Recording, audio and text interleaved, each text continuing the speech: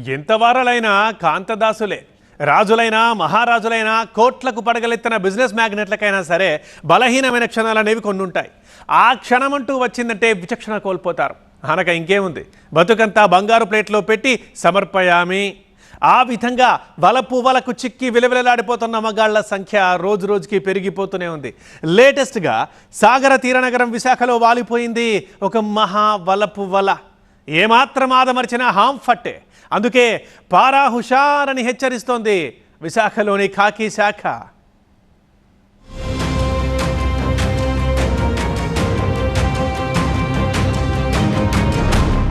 విశాఖలో తేనెటీగల దాడి.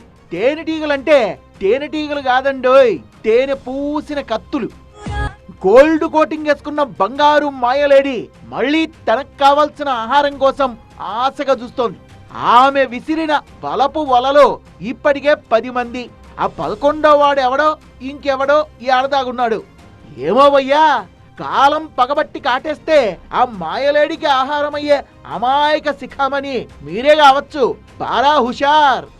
మోము దాచిపెట్టి వలపు వాకిళ్ళు పార్లా తెరిచిపెట్టి కంటి చూపుతో శాసిస్తూ తేనె పలుకులతో పొయ్యలుపోయే ఆ మాయలాడి మాయలేడి మళ్లీ జడలు విప్పుకుంది.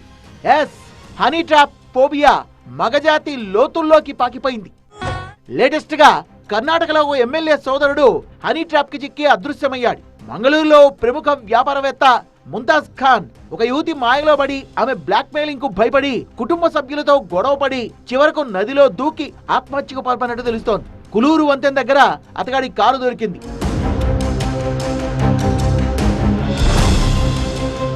మీకు గుర్తుండే ఉంటుంది, ఆ మధ్య హనీ ట్రాప్ కి లొంగిపోయి 13 మంది నేవీ అధికారులు ఇండియన్ ఆర్మీకి చెందిన అత్యంత కీలకమైన సమాచారాన్ని లీక్ చేసిన కేసు దేశవ్యాప్తంగా సంచలనంగా మారింది.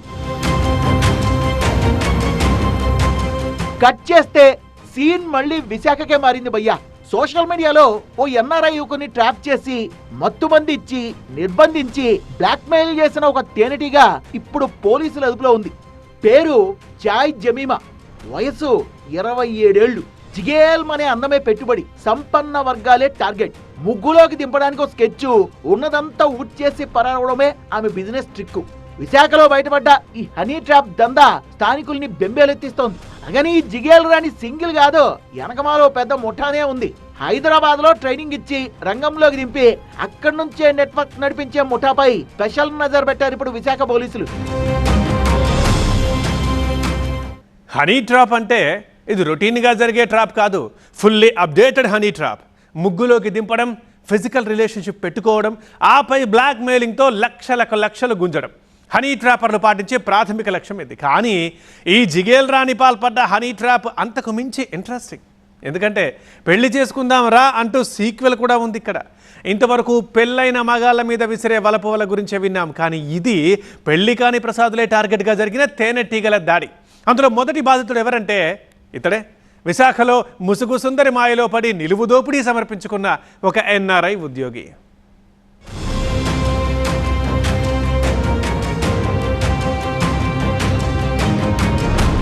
విశాఖలో షీలానగర్ కు చెందిన ఓ ఎన్ఆర్ఐ ఫ్యామిలీకి చెందిన విదేశాల్లో ఉద్యోగం చేస్తున్న యువకుడు ఈ జిగేల్ రాణి వలకు చిక్కేశాడు.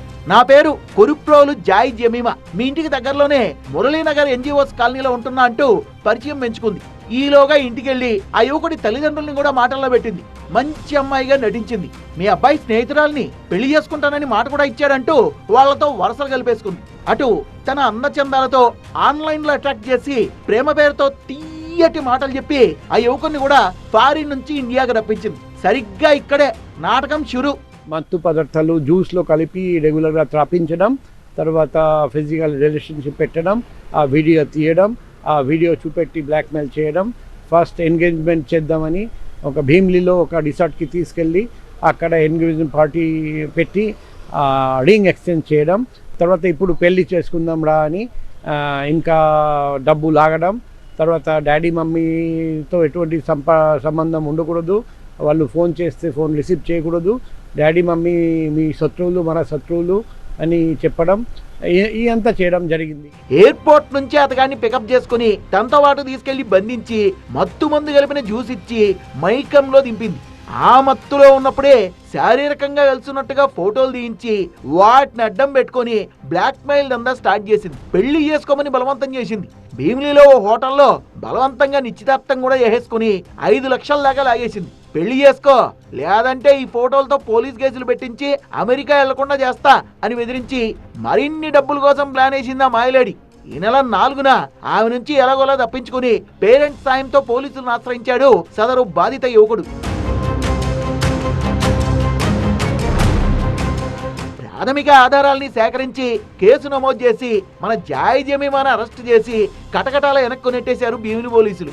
షాకింగ్ న్యూస్ ఏంటంటే ఈ జిగేల్ రాణి సింగిల్ కాదు, తన వెనక ఒక పెద్ద ముఠానే ఉంది.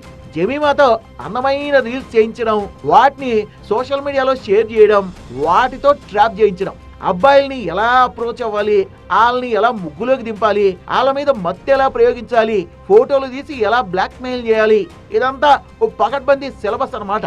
పూర్తి స్థాయిలో అక్కడ శిక్షణ పొందాకే క్షేత్రస్థాయిలో రంగంలోకి దింపుతారట. అక్యూజ్డ్ ఒక గ్యాంగ్ మెంబర్ అన్నమాట. ఆ గ్యాంగ్లో మిగతా వాళ్ళు సహకరిస్తారు. ఎటువంటి సహకారం? ఒకటి వచ్చేసి టార్గెట్ సెలెక్ట్ చేయడం. టార్గెట్ ఎటువంటి వ్యక్తి?